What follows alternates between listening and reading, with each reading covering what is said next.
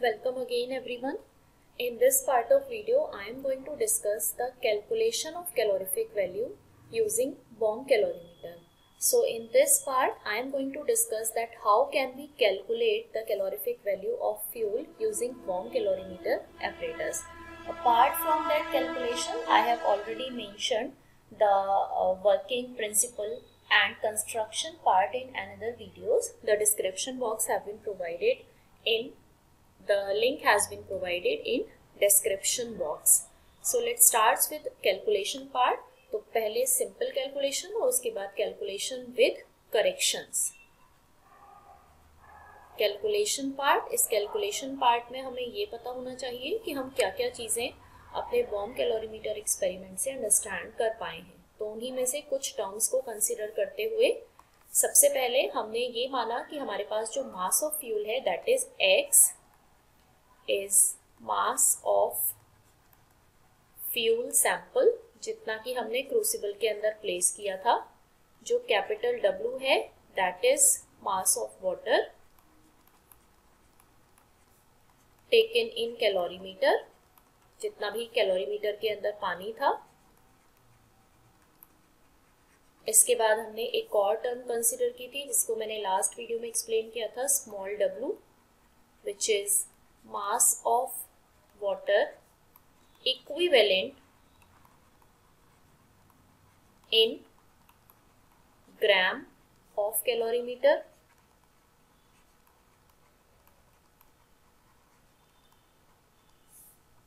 इसके बाद हमारे पास था small t1 that is initial temperature.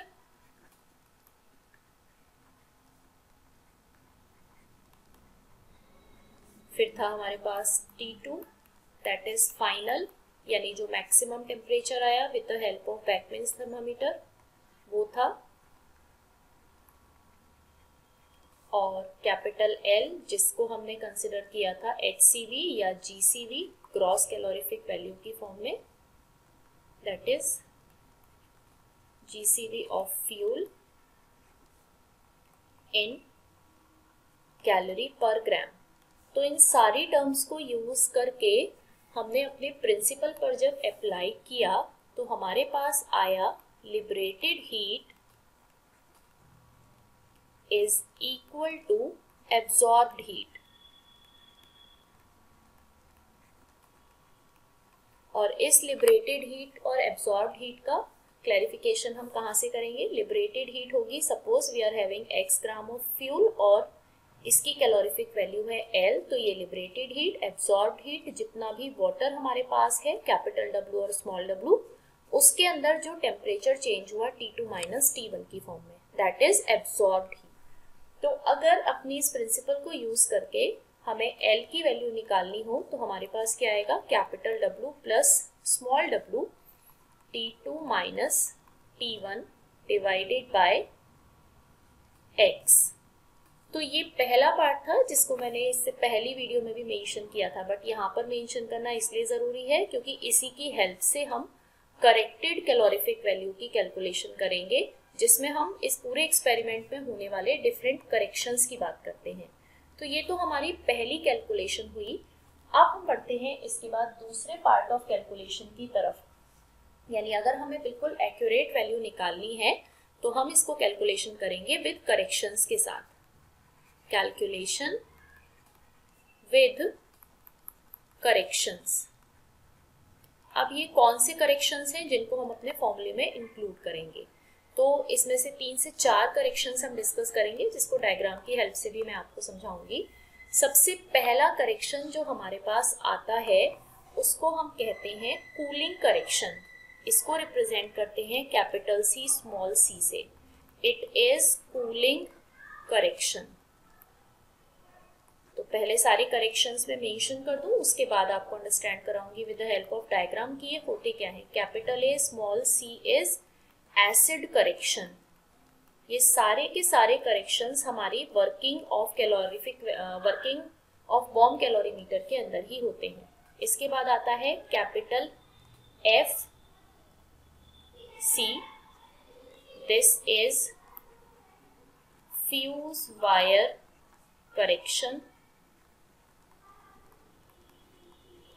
फिर हमारे पास इसको हम कैपिटल F कैपिटल W भी लिख सकते हैं, तो मेंशन कर देती हूँ यहाँ पर capital F capital W C fuse wire correction. इसके बाद आता है capital C capital T small c, that is cotton thread correction. अब ये 4 करेक्शंस हमारे पास हैं, इन 4 करेक्शंस को हमें अपने फॉर्मूले में इंक्लूड करना है। तो इंक्लूड करने से पहले हम इसको समझेंगे कि ये चारों करेक्शंस हैं क्या। तो पहला करेक्शन कूलिंग करेक्शन, फिर acid, fuse wire, cotton thread. तो पहले मैं ये नीचे वाले 3 करेक्शंस आपको बता रही हूँ, उसके बाद कूलिंग करेक्शंस को बताऊंगी। इन 3 करेक्शंस के लिए हमें डायग्राम देखना पड़ेगा। इस डायग्राम में आप देख रहे हैं जब हम इतनी फ्यूल का कंबशन करते हैं तो ये जो फ्यूल क्रूसिबल के अंदर रखा हुआ है, इस फ्यूल के जलने पर कुछ गैसेस रिलीज होती हैं, और वो जो गैसेस रिलीज होती हैं वो गैसेस मॉइस्चर की प्रेजेंस में एसिड की फॉर्मेशन कर देती हैं, और वो बनने वाला एसिड एक एक्सोथर्मिक रिएक्शन की हेल्प से बनता है। उस एक्सोथर्मिक रिएक्शन का मतलब है कि कुछ ऐसा अमाउंट ऑफ हीट लिबरेट हुआ जो कि हमारे फ्यूल से डायरेक्टली नहीं था, बल्कि फ्यूल से निकलने वाली गैस ने जब रिएक्शन की तब उस रिएक्शन से बना। तो वो अमाउंट ऑफ हीट हमारे फ्यूल का अमाउंट नहीं है, तो उस अमाउंट को हम अपनी टोटल कैलकुलेशन में से एसिड करेक्शन की फॉर्म में माइनस करते हैं। इसके बाद आता है फ्यूज वायर करेक्शन। अब ये फ्यूज वायर कौन सा है, हमने यूज किया ये मैग्नीशियम वायर। जब ये मैग्नीशियम वायर जलेगा, जब हम इसको बैटरी के साथ कनेक्ट करेंगे तो पहले मैग्नीशियम वायर जलेगा, फिर ये फ्यूल जलेगा। तो जब ये मैग्नीशियम वायर जला तब भी कुछ एनर्जी निकली, जो कि एनर्जी हमारे फ्यूल की एनर्जी नहीं थी। दैट मीन्स उस निकलने वाली एनर्जी को भी हमें अपनी कैलकुलेशन में से माइनस करना जरूरी है। तो वो एनर्जी कौन सी हुई, फ्यूज वायर करेक्शन की फॉर्म में। फिर आया कॉटन थ्रेड करेक्शन। तो कॉटन थ्रेड करेक्शन, ये जो क्रूसिबल है, जब इस क्रूसिबल को हम अपने इस इलेक्ट्रोड के साथ अटैच करते हैं तो ये ऐसे हवा में तो लटकी नहीं रहती। हम क्या करते हैं, यहाँ पर एक छोटा सा कॉटन का थ्रेड हम बांधते हैं, उस कॉटन के थ्रेड से ये इस पे रुकी रहती है। तो अब जब फ्यूल जलेगा, क्रूसिबल गर्म होगी, तो ये थ्रेड भी जलेगा, इस थ्रेड के जलने से भी एनर्जी रिलीज होगी, और वो रिलीज एनर्जी भी हम यहाँ पर काउंट कर रहे हैं। तो दैट मीन्स अपनी कैलकुलेशन में से उस रिलीज एनर्जी को भी हम माइनस करेंगे इस कॉटन थ्रेड करेक्शन की फॉर्म में। तो ये 3 करेक्शंस हमारे पास हुई। इसके बाद आता है कूलिंग करेक्शन। इस कूलिंग करेक्शन को हम अंडरस्टैंड कर सकते हैं कि हमने जब इस बैकलेंस थर्मामीटर से 2 टेम्परेचर लिए T1 और T2, तो हमने मैक्सिमम टेम्परेचर ले लिया T2, लेकिन ये T2 जो मैक्सिमम टेम्परेचर है, जब हम इससे वापस अपने लोअर टेम्परेचर की तरफ आएंगे उस ड्यूरेशन में भी कुछ हीट का लिबरेशन होगा, जिसको हमने मेजर ही नहीं किया। तो उस मेजरमेंट को हम अपनी कैलकुलेशन में इंक्लूड करते हैं in terms of cooling correction. तो अगर हम ये चारों करेक्शंस अपनी कैलकुलेशन का पार्ट बनाएं तो अब हमारा जो फॉर्मूला है वो क्या हो जाता है, that is GCV is equal to capital W plus small w T2 minus T1 plus cooling correction capital C small c। Cooling correction को हमने इस टेम्परेचर में ऐड कर दिया, then minus acid correction plus fuse wire correction plus cotton thread correction, और इन सारे correction से आने वाली वैल्यू को हम डिवाइड कर रहे हैं किससे, स्मॉल x, यानी कि हमारे वेट ऑफ फ्यूल से।